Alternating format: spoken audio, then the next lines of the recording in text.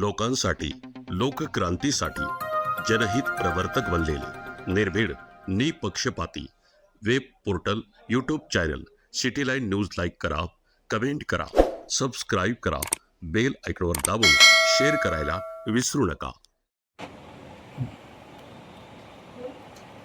आज दिनांक 25 फेब्रुवारी रोजी नाशिक जिल्ह्याच्या युवती जिल्हा अध्यक्ष पदी इगतपुरी तालुक्यातील बोधिवती देहाडेताई यांची नियुक्ती झाली असून त्यांचे मनपूर्वक अभिनंदन.